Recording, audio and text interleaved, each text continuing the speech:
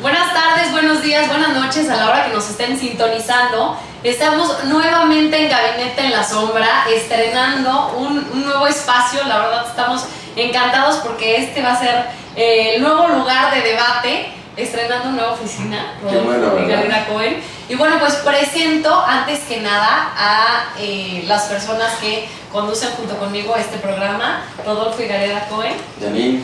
Mario Velasco. Hola, ¿qué tal? Y bueno, sobre todo el día de hoy estamos muy contentos porque tenemos a un invitado especial. Estamos con Carlos Arreola, él es académico, investigador, historiador mexicano. Él, bueno, que no sepan, empieza muy joven, más o menos a los 15, 16 años en las filas del PAN, está muy poco tiempo aquí, se desencanta un poco de este partido, pero bueno, aunque no lo crean, todo esto le sirvió para todo el trabajo de investigación que realizó después. Él tiene una próspera carrera muy fructífera en el área académica, ha sido profesor del Colegio de México, también fue secretario general del mismo, ha publicado múltiples artículos en revistas de México, en revistas en el extranjero, por supuesto. Es autor de diversos ensayos sobre el PAN, también es autor de varios libros, entre ellos Cómo gobierna el PAN, El miedo a gobernar, y bueno, ha tenido una cantidad de colaboraciones que no se imaginan.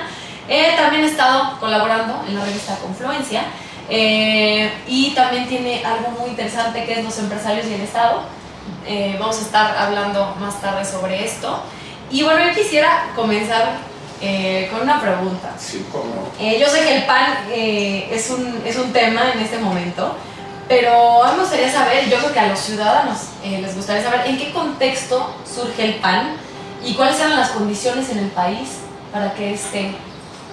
Desde luego, muy diferentes las circunstancias de 1939, cuando se crearon, porque acababa de pasar todo el periodo, estaba terminando el periodo cardenista, reforma agraria, movimiento obrero, educación socialista, expropiación del petróleo, etc. En este contexto, Gómez Morín, que era un liberal, funda el PAN, y realmente es un partido anti-revolución mexicana, antisistema. ¿O anticardenista?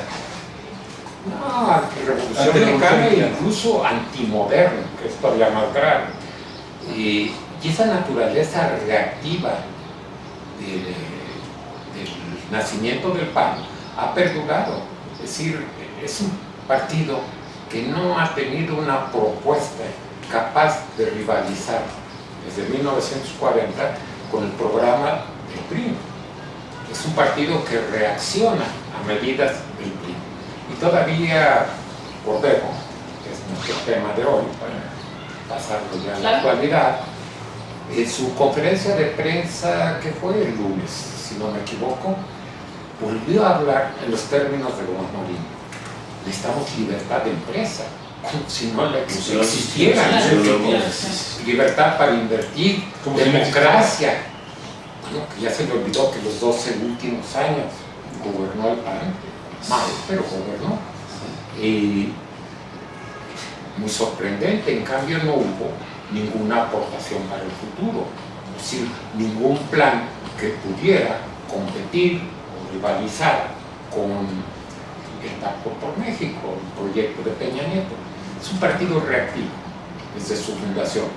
Usted mencionaba en algunos de sus textos, no recuerdo cuál, que México era un país de súbditos, no ciudadanos. Ah, sí, la tesis es de un colega del Colegio de México, Fernando Escalante, que tiene un libro que se llama Ciudadanos Imaginarios. Efectivamente, cuando se propone la democracia en México como sistema de gobierno, se hace en un país que no tiene una tradición democrática, que no tiene una tradición de ciudadano. Acabamos de salir de 3 siglos de colonia, en los cuales había súbditos del rey de España, y un virrey dijo, nacidos para callar y obedecer. Eso no es un ciudadano, claro. No. Entonces, eso explica en buena medida el retraso en la democracia en México, debido a que no había ciudadanos, a que no había leyes e instituciones adecuadas, modernas, para el funcionamiento de la democracia, y lo más delicado, el tercer punto, que sería la falta de una cultura política democrática, es decir, de tolerancia a las hacia el rival, de tolerancia al adversario incluso, y una cosa bien importante que también influye en el PAN, no hay una práctica de negociación política, siempre es vista como traición, siempre es vista como claudicación de principios. Bueno, le pasó a Diego Fernández de Ceballos cuando empezó a negociar con Carlos Salinas de Gortari, que la política es negociación. Exacto. Y lo ven como traición, ¿no? La política es negociar, tu punto de vista. ¿Cómo le fue a Diego Fernández de Ceballos? Sí. Le decían la ardilla, me acuerdo porque decían que no, ¿verdad? Porque, pero ahora vemos que Cordero pues no quiere negociar. ¿Cómo? Bueno, y también Madero, no es un ejercicio dialéctico, fue de los sí, dos, ¿no? No sé. Digo, Yo creo que el problema, pero antes de que veamos el problema, creo que es el tema de hoy. sí. Y conviene añadir, no solo Diego en los años 90, 89, 90, que negocia con Salinas. Antes hay otro precedente. Con Díaz Ordaz, ¿no? Con Díaz Ordaz, Sí. Adolfo Christie, Sí, que negocian la reforma electoral Claro. para instaurar algo que fue muy importante, los diputados de partido, Por supuesto. es decir, la representación Claro. proporcional. Ahorita no nos gusta, Eso pero le entonces era necesario. eso le dio aire al PAN Sí. en un momento, justo cuando nosotros nos salimos, poquito antes de la reforma electoral. Y digo nosotros porque fue un grupo que renunciamos, no es que estuviéramos descontentos, no, estábamos pues, contrario, renunciamos. Y ninguno de nosotros aspiró después a puestos de elección popular y cosas de eso. Fui a la academia y otros en otras actividades. Pero entonces no solo Diego, sino también Christie, y ahora con Gustavo Madero, es la misma actitud reactiva. Entonces es que están confrontados totalmente con su esencia política y lo que quieren es simplemente ser reaccionarios.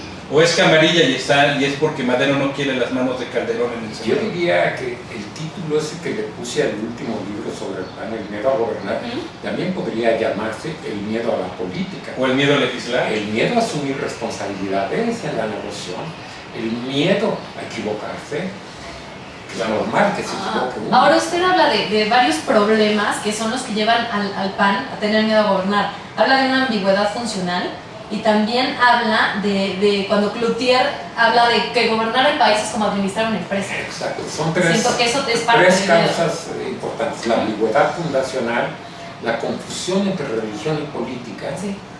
del grupo, el ala católico, y tercero, el equívoco empresarial, que confunde la administración de una empresa con la administración pública y la política. Fox, por ejemplo, ¿no? Un administrador de empresas que llega al poder y ya no sabe para qué se administrador goberna. fallido que dejó la Coca-Cola, yo creo que por miedo. En serio, lo sustituye José Luis González, el que le decían el bigotón, que después algunas lenguas dicen que lo mandó a matar Marta Sagún, porque se pelearon en la campaña, está documentado. Pero vamos, el hecho de ser empresario, ha habido muchos casos en el mundo, no necesariamente está peleado con diferenciar la gerencia empresarial con la política gubernamental. Ha habido casos exitosos, digo, voy a mencionar a Berlusconi, que muchos pueden decir, tiene muchos detractores, pero ha sido un buen político. Vamos, Así es el empresario, es el dueño, es el que invierte. ¿no? Focus nunca El fue, Cavalier. nunca fue empresario. Inversor, ¿no? No, Fue empleado de Fue transnacional. Ejecutivo. Fue un gerente de Exacto. Tuvo una gran campaña, pero siento que en el momento que llega a la silla del poder, como que ya no sabe realmente qué hacer, ¿no? O Por sea, supuesto. ¿dónde está el cuarto mando? ¿Dónde? Ya no saben, ¿no? Leíste el libro. Y los doctrinarios, hubo una pugna mucho tiempo entre doctrinarios y... Sigue. y pragmáticos Sí, y o neopanistas, pragmáticos, ¿no? O los bárbaros del Sí. norte. ¿no? No, Sí. no. La pugna es entre grupos que se refugian. Yo creo que salen corriendo de la política, que tienen miedo, se refugian en la pureza, entre comillas, En el dogma. de disque principios que son bastante vagos, o en la oposición radical, ¿no? De no querer saber nada de negociación y todo.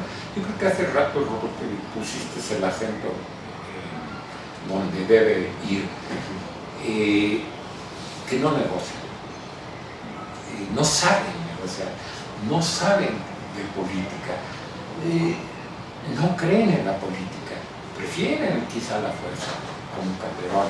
Es decir, en vez de negociar, de adoptar una actitud de comprensión al problema de la droga, al problema de la inseguridad, etcétera, simplemente recurren a la fuerza, algo muy común en la derecha, en todos lados del mundo. La derecha prefiere la fuerza que la negociación, que política. Ahora, el PRI vivió un periodo muy raro durante todos estos años en que estuvo el PAN gobernando, pero ¿qué hechos tuvieron que darse en el PAN para que en estos momentos tengamos al PRI? Yo no creo que haya sido un periodo muy raro. El adjetivo raro me suena... Mario y yo lo vivimos.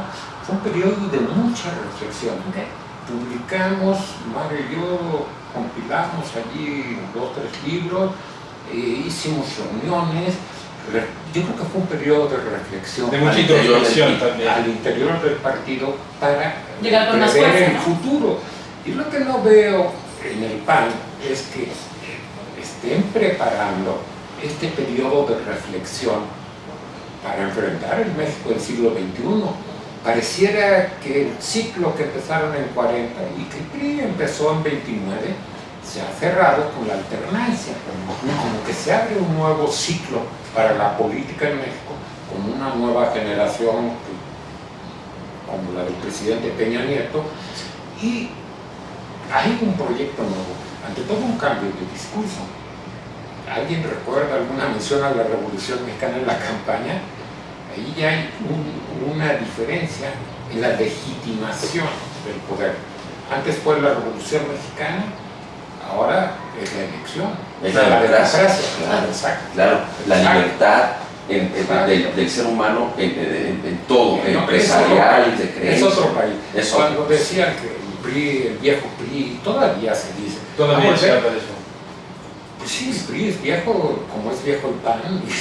Como es viejo lo que decíamos es fuera de audio y de cámara, como es viejo el Partido Republicano, el Comitán en el PSOE, el Taiwán, en España, el Partido Laborista las instituciones socialistas, los Tories, las instituciones entre más viejas, más sólidas, y tienen prestigio siempre y cuando más se prestigiosas. adopten a las nuevas circunstancias. Claro. Se adapten, pero no se adapten. Siempre y cuando se adapten.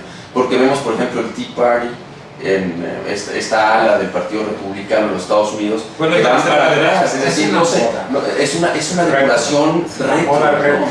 No entiendo eso. Ahora, Rodolfo, hablando de este periodo, ¿no? en el que el PRI tiene que resurgir, sabemos que en el PRI hay grandes ideólogos, pero ¿qué pasa? ¿Hay pensadores? ¿Algunos pensadores políticos en el PAN? ¿Quiénes son los ideólogos? ¿Quiénes serían para usted? ¿Recuerdas cómo termina el libro? Que, por cierto, no le gustó mucho un periodista del Estado de México que conducía un programa cuyo nombre no quiero acordarme. Le decía que le parecía muy fuerte, porque yo concluía que políticos realmente tres, Gómez Morín, Crislich y Diego. Punto. Bueno, Castillo Peraza era un hombre valioso como pensador. Y yo creo que de escritores y pensadores, sí, Fray González Luna, los fundadores, Gómez Morín también, que escribía muy bien, su hijo González Morín, aunque escribió poco, y Carlos Castillo, entre el periodismo y la política, estaba en una situación un poco especial, híbrida, que no era ni siquiera... yo creo que era un buen pensador. Era un buen pensador y un buen intelectual también. Okay. Yo ya no soy intelectual. Pero acabó renunciando. Comparándose con Paz y eso, bueno, un poco raro, ¿no? Sí. Eso sí es raro. Eso sí. Sí. Bueno, acabó renunciando al PAN y demás. No, lo que es importante es que no ha tenido grandes pensadores. Okay. Han estado, Eso es digamos, muy grave. Sí, yo lo sé, es parte del menos miedo. políticos. Hay gente que ha reflexionado sobre el pensamiento del PAN, pero ¿cuál es el pensamiento del PAN? Es la doctrinación de la Iglesia, que es muy general, muy abstracta. El artículo ese del último de Confluencia, el de Sumet, casi teológico. Bueno, pero es una característica de los partidos de corte demócrata cristianos. Muchos toman distintas corrientes de la Iglesia, algunos incluso se han ido por la teología de la inmigración y son demócratas cristianos medio de izquierda, porque jalan Así eso, ¿no? es, sí. Pero la doctrina social de la Iglesia Católica, la Rerum Novarum, que es... Pero esos son principios éticos de carácter muy general que están hechos para toda la cristiandad. Claro. Sí. Entonces, igual pueden hablar de Argentina que de África o de América Latina, claro, o de Europa, ¿no? Son principios muy generales. Se dice muchas veces que Calderón representa como la doctrina social del catolicismo. Eso es lo que él pretendió, desde luego, y tiene razón, pero de que la represente y de que haya tenido alguna aplicación. Lo que digo, son principios tan abstractos que cualquiera los podemos tomar, cualquiera de nosotros los puede tomar. ¿De veras son tan abstractos? El principio básico es la persona humana. Y mal que bien me acuerdo que dice, tiene un destino material y espiritual que cumplir, por lo cual la comunidad, ¿cuál comunidad? Está obligada a garantizar el cumplimiento de sus fines materiales y espirituales. Eso lo puede suscribir un marxista, lo puede suscribir... La democracia, pero la democracia y la justicia justicia social del PRI no es una abstracción. Sí, es una También es una abstracción. del programa de la Revolución Mexicana. Claro, okay. Pero hay un programa de Un programa hay muy programas, concreto claro. que fue reparto agrario, protección al trabajador, el Estado árbitro y regulador de la vida social y el Estado rector de la economía. Allí hay 4 principios muy claros y yo creo que la diferencia del PRI es que a partir de un programa muy concreto de reformas en 1929 empezó a abstraer. El compromiso con la democracia es clarísimo, que la democracia dice, bueno, pues justamente la educación del pueblo para la época en que no había ciudadanos. Y el otro de justicia social eran los que en esa época estaban destinados a mejorar la condición del pueblo, y que era lo que la gente quería, reforma agraria. Pero el PAN se ha confiado demasiado en eso, ¿no? Perdón, en la educación del pueblo y demás, se han confiado demasiado en ese tipo de asuntos, ¿no? Sí, pero tampoco lo han hecho, es decir, nunca lo hicieron. No, la educación nunca tuvieron un plan educativo, digo, fuera de... Fuera era la educación cívica, y eso lo ponen vía la participación electoral. Todo era a través de la cuestión. Pero eso ya lo había hecho Porfirio Díaz, la primera vez que hay las elecciones como un instrumento pedagógico, no para elegir gobernante, es con Porfirio Díaz. Porfirio Díaz respeta todos los plazos electorales. Claro, no a los candidatos, la gente sabe a quién nombrar, dejando a los gobernadores, los municipios y otras cuestiones. Pero hay todo un ejercicio electoral, pedagógico. ¿Hacia dónde va el PAN? ¿Hacia dónde va el PAN? ¿Tiene futuro el PAN? Hoy, es decir, hoy no tienen un líder en el Senado. Están enfrentados con su liderazgo partidista. No hay pensadores. Traen un contrapeso terrible del expresidente Calderón desde Boston.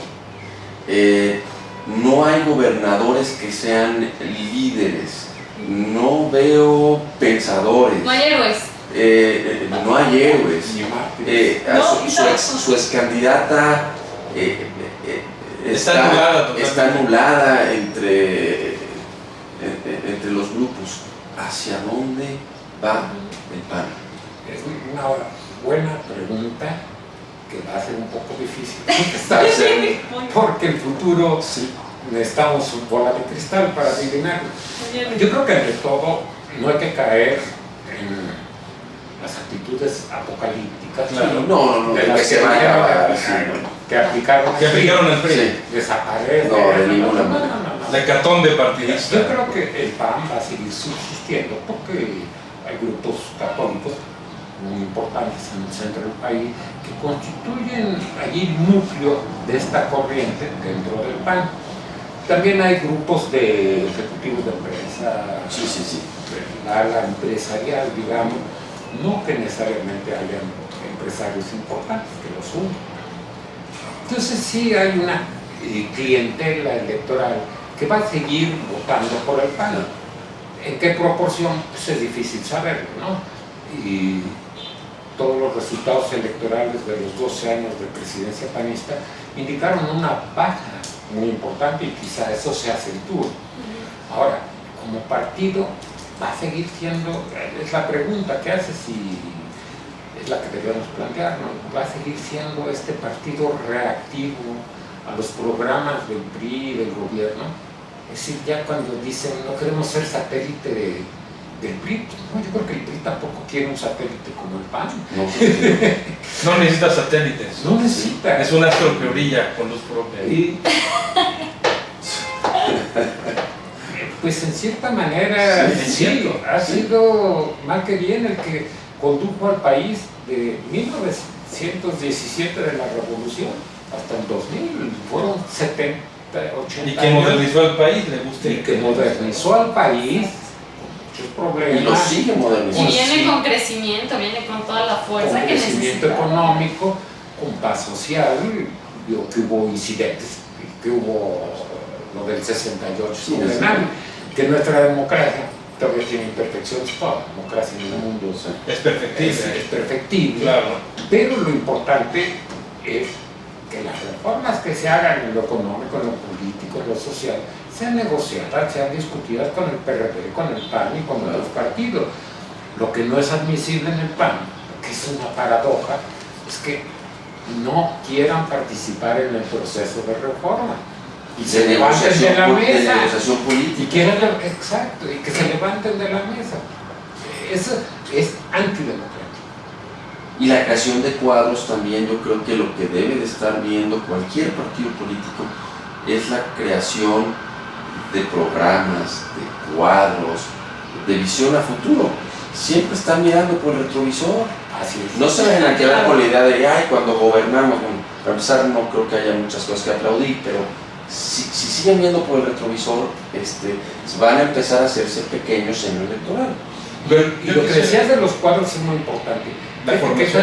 De cuando estábamos jóvenes, una de las cosas que pedíamos, que casi exigíamos, es que hubiera una escuela de cuadros. Como el equivalente del ICAP. Y nosotros organizamos algunos cursos, pero pues sin recursos, sin fondos, cada quien pagaba sus viajes, su estancia aquí en México, que yo vivía en Guadalajara. Y entonces nunca aceptaron esa idea yo creo que hasta los años 80, 90.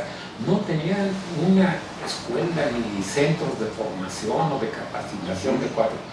Y no, creo que ahora la Fundación Preciado Hernández hace algo, pero poco. Y publican también Bien Común, la Nación, en contraposición a la República del PRI. Es decir, ellos se recargan el relevo generacional, se recarga simplemente en esa franja de la sociedad sus hijos, que simpatía exactamente. Sus clientes personales. Sí, A seguir pasándolo, ¿no? En cambio, la izquierda, por ejemplo, bueno, la izquierda le limita al PRI, pero el PRI siempre ha dedicado recursos y esfuerzo a la formación de cuadros y a la divulgación y difusión de las ideas. Aunque no comulguen con el PRI. Ahora, Mario, a mí me gustaría, pero digo, sabemos perfectamente cuál es la relación Iglesia con el PAN, pero ¿cuál es la situación actual Iglesia-Estado ahora con el PRI? Yo creo que si alguien cambió la relación entre Iglesia y Estado fue Carlos Salinas de Gortari, con el reconocimiento Sí, claro. de la Iglesia. Lo cual fue sano. Y el cambio del artículo 130, etc. La relación del PAN con el PRI ha sido también del PAN con la Iglesia ha sido siempre ambigua. Ha habido algunos jerarcas que han apoyado más o menos abiertamente, otros que han sido discretos. La Iglesia tiene otros intereses que trascienden PAN, PRI. Ya ha jugado su papel durante 2000 años.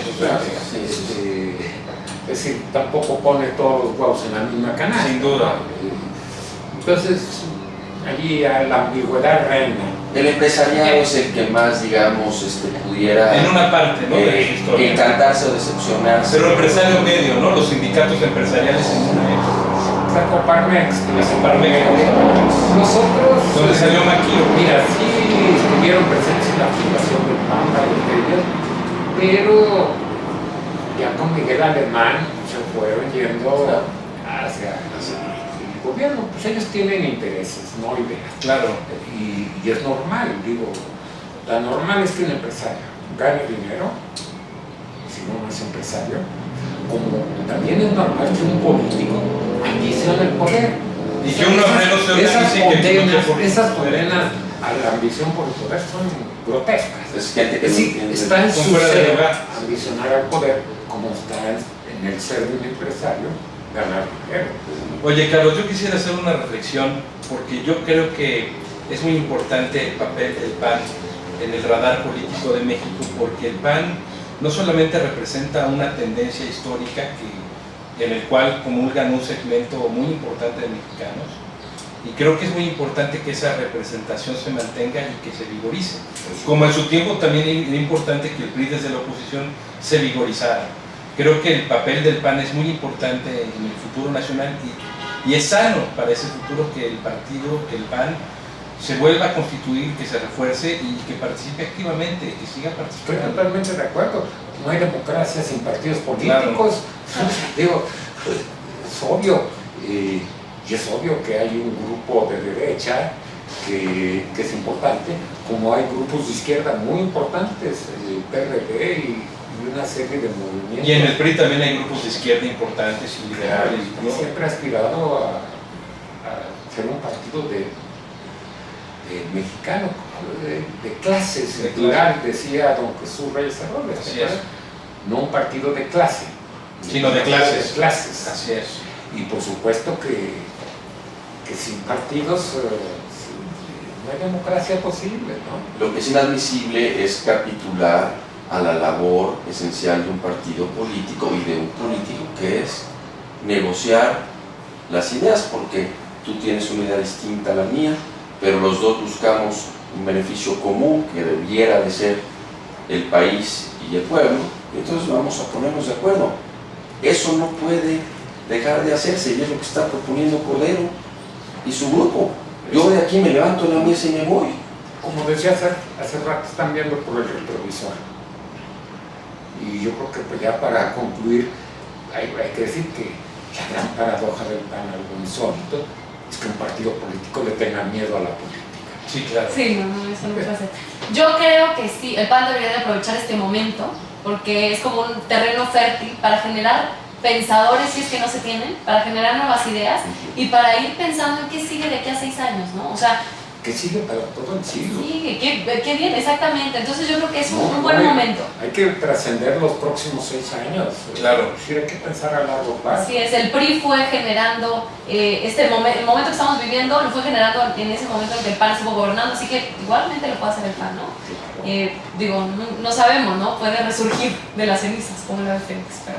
Bueno, pues creo que ya se nos empieza a acabar el tiempo. María, No sé si quisieran... pues esperemos las reacciones de los amigos del PAN, a quienes difundiremos este programa, los amigos del PRI, del PRD, de la ciudadanía. Va a ser interesante ver los comentarios que tengan que hacernos, ¿no? Claro. Mario. Bueno, yo creo que el PAN tiene un papel muy importante que desempeñar, y sobre todo en el marco de una discusión tan importante como el Pacto por México. Espero que no se salgan ni lo saboteen en el marco de este conflicto. Quizá este conflicto se dio precisamente en el contexto de tratar de sacar alguna ventaja o alguna cuestión en el marco de esta discusión del Pacto por México, no lo sé, o quizá para eliminar la influencia de Calderón desde Boston, puede ser también. yo creo que no son las circunstancias externas, sino las internas del propio partido las que provocaron este conflicto. Es decir, es un choque de dos días, pero esperemos, como decía Rodolfo, que esto sea el final de un ciclo y que realmente el PAN, como bien decía, se ponga a pensar en el futuro. Sí, no las crisis en son ver- necesarias No también. en ver el retrovisor. Sí.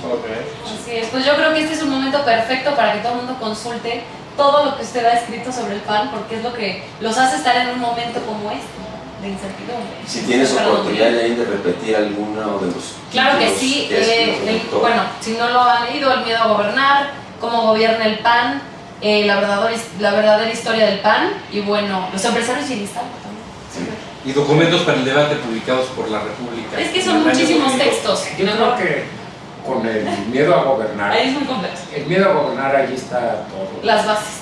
Sí, no, yo hice una síntesis. Ujú. Creo que con ese, porque los otros además, yo creo que ya no se encuentran, y solo cómo gobierna el PAN me dijeron que estaba en Internet. Internet. Perfecto, bueno, pues ahí lo tienen.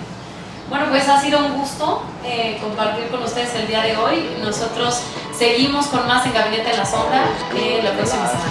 Muchas gracias. Adiós. Bye.